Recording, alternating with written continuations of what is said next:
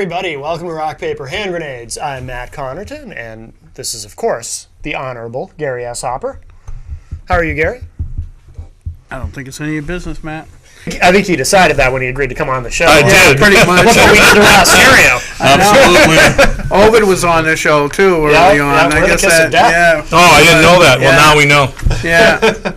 Yeah. Same with Kevin Smith. Kevin Smith was on here, so therefore... John's hanging in there, though. I'm going to make a He note. got reelected. Yeah, make a note. I was, yes. Well, I didn't admit that I was actually on there. That's why. And it's not I just broadcasting. don't, I don't tell anybody. Right. I don't like it on Facebook. That's smart. I read it, but I just like, He doesn't okay. even like his own Facebook like. Right. Yeah, he deletes it when it shows up on his. That wasn't me. Yes, It's wrong, John Eichel. that's the wrong one. You get the wrong guy. Right.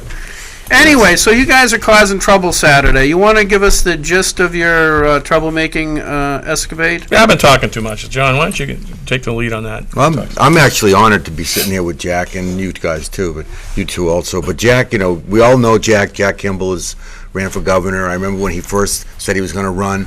I think I might have done a first interview, one of the first. I mean, he came to visit us in Goffstown. Anyway, I think an awful lot of Jack. So you do know Jack. So if somebody says... I do know So Jack. he could sell me a gun. Right. Too, yeah. Yeah. Yes, I could sell him a gun, yes.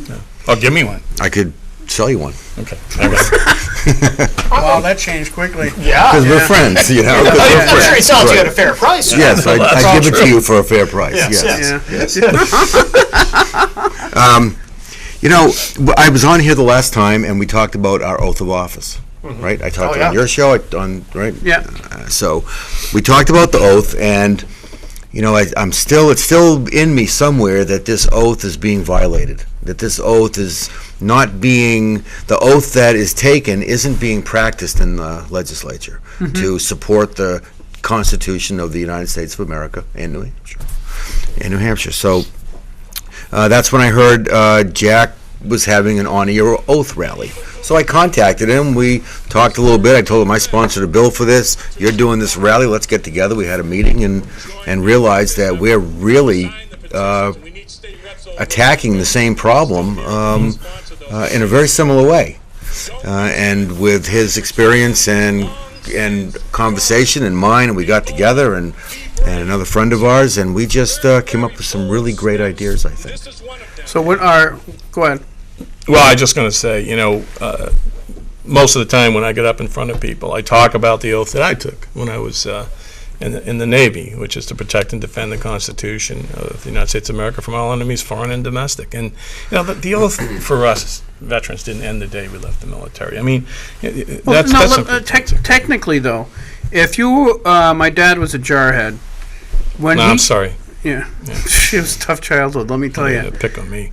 So, his oath of office, does that, legally, that doesn't end. I mean, your obligation to the military ends at a certain point. That's right. But your oath of office doesn't end, discontinue just because you're right. No longer... They don't de-oath you. When you're discharged. I mean, and that's important. But beyond that, I started to think, we're going at this the wrong way. I mean, we really need to take a look at the oaths of office that everybody takes. And I'm talking the chiefs of police, the sheriffs, our legislators, military, and so forth. And that's the other thing that John was already doing. I had no idea. That was the funny part, because we didn't know that each of us were doing this. And he saw my notification on the Honor Your Oath rally, and that's how we got together. But he was right where I was on this. And I decided that, the basic common tenet for everyone that takes the oath is to protect, defend, and uphold the Constitution. It's all of them are basically the same with respect to that. And so when you look at legislation, HB 135 is the one I admit was the catalyst for this, because it is so, to me, it was just egregious. Leave it alone. When you start to tinker a little bit or a lot of it with the Second Amendment or the Constitution, that's unconstitutional. You want to change the Constitution, there's a process to do it. Right. And it's a pretty hefty process if you want to amend the Constitution. But you start tinkering around with it, by trying to pass laws that are an infringement upon it. And that's where I draw my line. I said, no, this has to stop. If you're taking an oath to uphold it, don't go in and sponsor a bill which in effect violates it. And so I said, we've got to start where the beginning is with all of these people, and that is honor your oath. I mean, Republican, Democrat, Libertarian, our common basis of agreement should be that we should expect of our legislators and the people who take that oath, bare minimally, that they honor it. Right. And then if they decide not to honor it, that they don't deserve to be there anymore. So that's basically where we're at. We're saying, you know what, I'm sorry, and I don't care if it's all 189 who voted for it. We've got to start to make people understand that integrity matters in this country. And we've lost it. And we've lost it in Washington. We've lost it in a lot of the states. And so my particular position is we've got to start from the beginning. And yeah, you know, all of these things that occurred in the past are the past now. But this is now the here and now. And if we don't start standing up, we're going to lose this republic. Article 2A of the New Hampshire Constitution is very clear in what it says, that we all have the right to protect ourselves, our family. We have the right not just to bear arms, but to protect ourselves. Everybody has that right. And those aren't rights that are given to us. Well, that was actually an amendment that was made in 1982. Yes, Now, Representative Crow Dickinson. HB 135 diminishes our rights Right. to protect ourselves. And under Article 3 of the Constitution, if we give up some of our rights in society, and I understand that, but if you give up some of your rights, then somebody better fill in that spot that you're giving up your rights. So and the Supreme Court has said that nobody has any they don't have to protect us. Nobody has to protect us. Right. Right? So therefore, if you take that away from us, on Article 3. if you take that away from us, our ability to stand our ground and make that split second decision, you put us in a position where nobody may be protecting us, nobody can protect us, and you're violating our rights, and that's what happened with this. No, I agree that fundamentally, unless you're going to put snipers on every rooftop to pick off a possible criminal. No, yeah, but we don't need all that. So I went and filed a redress petition. Okay. And redress petition under Article 31 of the New Hampshire Constitution says that the purpose of the legislature to assemble is to redress. It's for the redress of grievances. Correct. And to make legislation to prevent the government from damaging the people again. Right. That's also federal. Correct. Right. So, I mean, everything that's happening in this HB 135, I believe, is unconstitutional. Yep. Right? Okay. So, but the redress part of this is really the most powerful thing. You can go on www.nhredress.info. Okay. And you'd be able to see what we're doing in the petition. But is it possible to take like House Bill 130? You make your legislators accountable, hold them to their oath of office, and tell them if you lie to the people, the ones that voted you in here, Democrat, Republican, if you lie to the people that put you in office, you're going to pay the price, and you're going to leave, and you're going to have to leave. What I'm getting at is it possible? Because come election time, okay, people listen to all the crap that's out there, Right. and this guy's evil because he got caught walking his dog, and his dog wasn't on a leash, and the dog got loose, got hit by a truck. Whatever, they'll come up with some crappy story that's totally irrelevant to policy, and just hammer somebody with it. Okay, is it ever going to be possible to have an informed electorate? In other words, say that this is House Bill 135, this is the Constitution, these are the people that voted for it. Your legislator, like in my district, it would be Neil, Evelyn, and myself. These are your legislators. These people voted against, this person voted against your constitutional right, and these people voted for it. And exactly why, without all the garbage and the fluff and they hate you and all this other stuff, but just have an intelligent conversation with the voters so they know what's going on up there. The fact of the matter is, nobody knows who to trust anymore anyway. Yeah, and you don't know how accurate it is. Yeah, but you can go back to this book all the time. You can go to the Secretary of State's office. You can go to your bookstore. You can buy a New Hampshire Constitution. You can get it online. You can get it online. It's online. It's free. Read it. I mean, if you have questions about how government should run, Part 1 and Part 2 of the Constitution will tell you how this is the rule book of how our government is supposed to run and how we're supposed to give the legislation. Right. It's not being taught in schools. No. They give one of these to the fourth graders when they go through on their tour. I don't know if they read it, because I was reading the last one that they made before this, for instance. And a couple teachers had actually done a summary of what the Constitution is. And I would tell you, I have some very different thoughts on how this book is summarized as opposed to how they were summarizing it. But they didn't include it in this version for some reason. But read it. I mean, Article 38. You talk about people being uninformed, and they are. And I think that starts a long time before they become 18 years old. Look at Article 6. Read Article 6. Article 6, Part 1, Article 6. Yeah. Of the lottery. No, Part 1, Article 6. Yeah. So we go into here. As morality and piety rightly grounded on high principles will give the best and greatest security to government. Okay, stop. That right there tells you what's going on. It is absolutely necessary for our government to exist that people understand, they're moral and informed. Okay. We have traded the liberty of responsibility for the liberty of self-indulgence.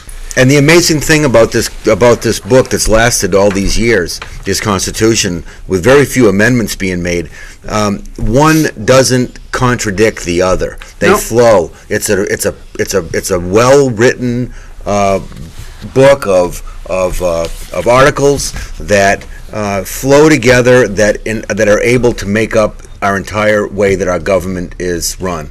And Article 38 is probably one of my, other than 31, saying that the purpose of the legislature to meet, which is pretty important. So all the other things that we go and meet on are not constitutional, for instance. But Article 38, probably the most important one, a frequent reoccurrence to the fundamental principles of the Constitution, and a constant adherence to justice, moderation, temperance, industry, frugality, and all the social virtues are indispensably necessary to preserve the blessings of liberty and good government.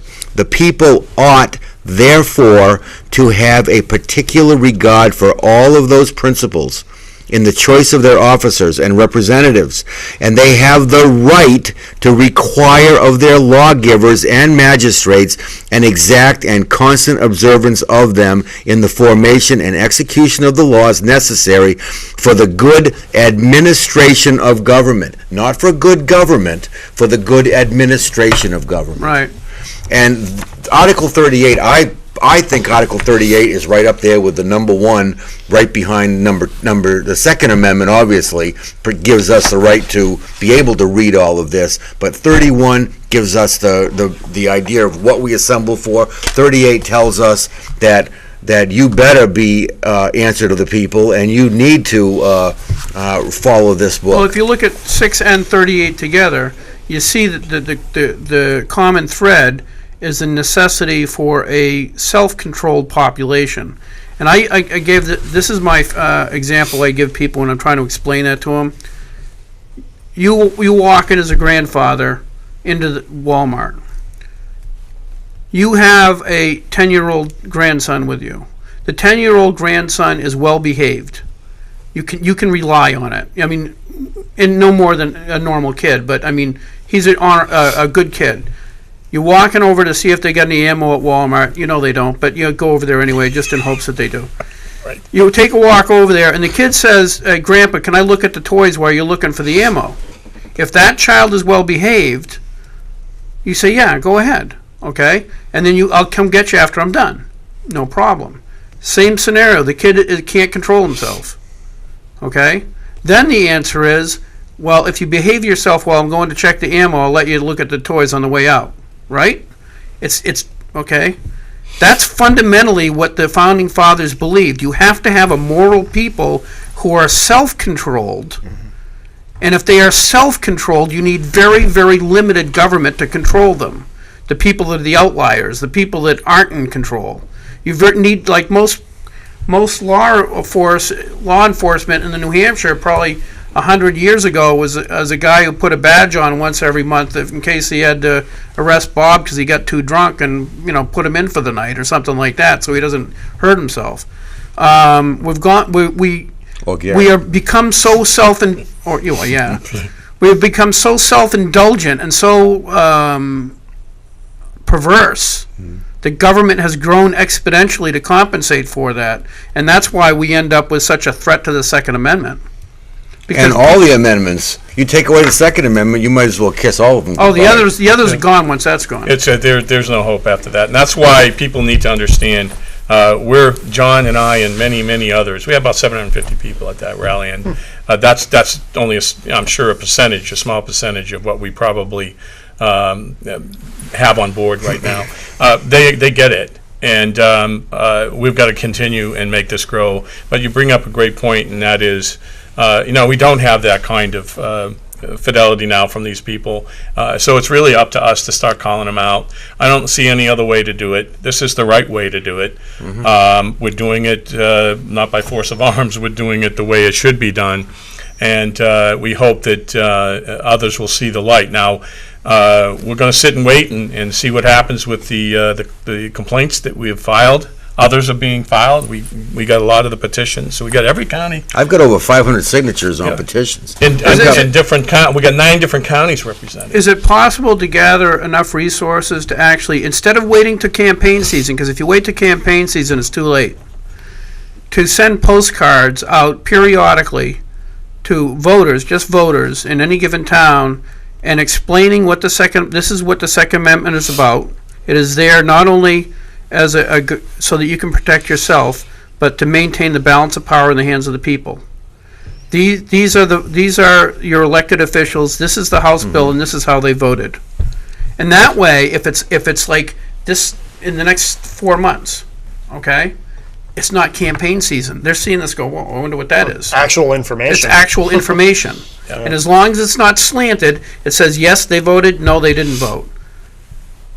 That way, I mean, there's plenty of organizations to do that. We don't. Well, yeah, but they always wait till just before election season. Nobody believes anything.